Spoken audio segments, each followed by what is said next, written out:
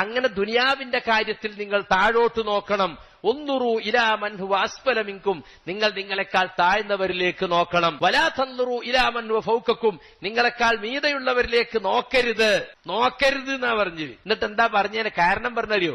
ഹുവ അജ്ദറു, അതാണ് ഏറ്റവും യോജിച്ചത്.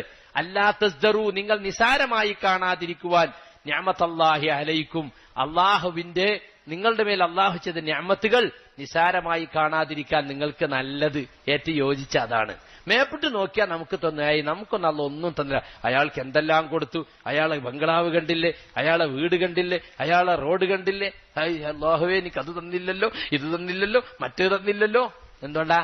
മേപ്പെട്ട് നോക്കിയിട്ട്. താഴോട്ട് നോക്കിയാലോ? അതേ സമയത്ത് ദീനിന്റെ കാര്യത്തിൽ എന്താ വേണ്ടത്? ഇവിടെ തലവലാദിനെ നോക്കിയിട്ട് ഓനേക്കാൾ മെച്ചാന്ന് പറയല. അല്ല, സഹാബികളെ പോലെ അല്ലെങ്കിൽ സലഫുകളെ പോലെ നബിയെ പോലെ ആകാൻ വേണ്ടി നമ്മൾ പരിശ്രമിക്കുകയാണ് യഥാർത്ഥത്തിൽ.